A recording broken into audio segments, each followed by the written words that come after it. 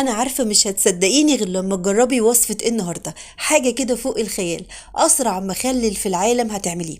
ولا بقى هقولك بعد 5 أو 10 دقايق هتاكليه، بعد دقيقه واحده. خطواته سهله وبسيطه جدا وغير مكلف، وكل مكوناته موجوده عندك في البيت ومتوفره في كل حته، كمان مظبوطه 10 على 10. يلا نصلي للرسول نشوف هنعمله ازاي.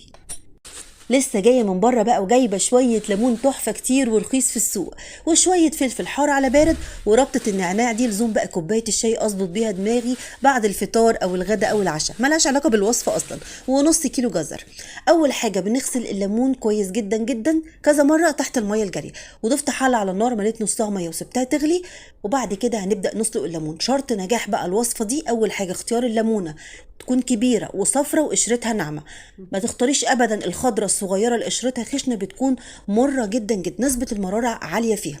تاني حاجة لازم اسلق الليمون في الوصفة دي، هيقعد تلت ساعة على النار بالظبط، وبعد كده ارفعه. ولا تشقيه بسكينة ولا اي حاجة خالص، امسكي الليمونة كده تطرى معاكي، طلعيها على طول تلت ساعة في طبق. وطبعا مية الليمون دي ما تستغنيش عنها، دي كنز بتعقم حلو قوي وريحتها جميلة. امسحي بيها الارضيات الحيطان، ضيفي شوية منها على صابون المواعين واغسلي الكوبايات، هتلاقيها بتلمع وزي الفل وريحتها تجنن.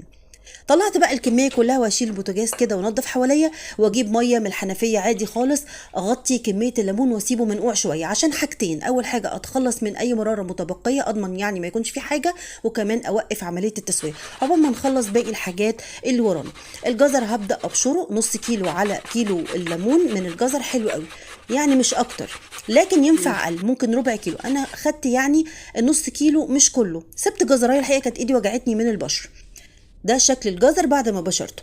بعد كده بقى هنجيب على طول السكينة المشرشرة، والخطوة دي اختيارية. هتعملي فتحة كده من النص وتطلعي البذرة، عودي تسلي كده بالمعلقة. حابة ما تعمليش الخطوة دي ما تعمليهاش، براحتك خالص. انا ربك والحق ضفت على طول كله على بعض كده في الكبه من غير ما افتحه ولا اطلع البذر ولا حاجه. بعد بقى لما بفرمه وانا بقلب، لو شفت بذره ولا حاجه ببدا ان انا اتسلى عليها واطلعها، مفيش مشكله. هتقولي لي طب ليه يا رضوى ما شقتهوش قبل السلق وطلعتي البذره؟ هقول لك عشان لما بنضيفه يتسلق فتره طويله وانتي فاتحه الليمونه بتنزل قلب الليمون في الميه، فبتفقدي الخلاصه بتاعتها. انا مش عاوزه كده. الليمون طالما هيتسلق فتره طويله لازم ما يتفتحش بالسكينه، لكن ممكن تعملي الخطوه دي وتمسكي القشره كده تلاقيها ناعمه وطريه معاكي. هبدا بقى انزل بكميه الليمون على دفعات، واضرب ضرب متقطع، مش عاوزه متواصل، مش عاوزه اعصره ولا افرمه ناعم قوي، انا عاوزاه يكون فيه قطع بالشكل اللي انتي شايفاه ده. اضغط كده وارفع ايدي من على الكبه وانزل بالكميه كلها. ما تستغربيش من شكله، عاوزه اقولك النتيجه مبهره، في نهايه الحلقه ان شاء الله هتشوفيها. الليمون هنا معايا قطع والقشر باين، مش مفروم قوي ولا معصور ولا اي حاجه خالص. هنزل بقى بالكميه كلها، لو كعبلتي كده في بذره ولا حاجه طلعيها بالمعلقه مفيش اي مشكله. بعد كده بقى هننزل بباقي الاضافات. هي ايه؟ الجزر اللي احنا بشرناه، والفلفل ده فلفل احمر بلدي بارد، انا برضو ضرباه ضرب متقطع، مش عصراه ولا نزل الميه اللي فيه، ضرب خشن برضو في الكب، عاوزاه يكون قطع باينه. ربك والحق بقى الفلفل اليومين دول نار، فانا بحب اقطعه عشان ما يكونش حراق زياده عن اللزوم، وخصوصا عشان الولاد. نصيحه مني ما تضربوش كمان في الكبه، بيخلي المخلل مشطشط جدا، او براحتك يعني. بس لما بيكون ظاهر كده الواحد ياكله باللقمه، لو حابه تاكلي الحار ما بيخليش المخلل مولع قوي يعني حراق قوي. معلقه بقى صغيره من الثوم المفروم، وخدت 3 قرون من الفلفل السبايسي زي ما قلت لك، حابه تزودي زي ما انت عاوزه. واربع معالق كبار من الملح مليانين بالشكل ده. بنفس المعلقه هتعايري معلقه كبيره من السكر، وده ضروري، ومعلقتين كبار من حبه البركه. قلبي بقى الجمال اللي احنا عاملينه ده.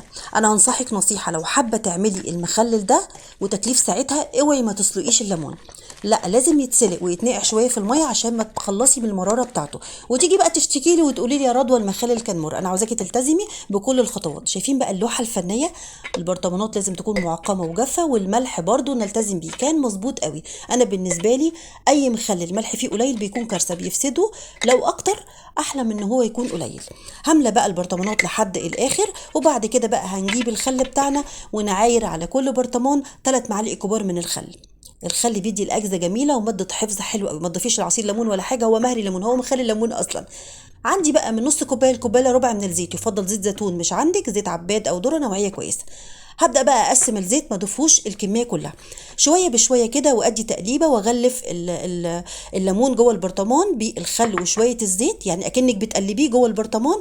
وقبل ما تقفلي البرطمانات لازم أغلفها الوجه بالزيت كويس جدا جدا، وأقفل بإحكام وعلى التلاجة. ودي طريقة الحفظ. استني هنا، رايحة فين؟ أنا مصرة ما اختمش الحلقة معاكي من غير ما أكون فاتحة نفسك على الأكل، وخليكي تقومي تعمليه على طول.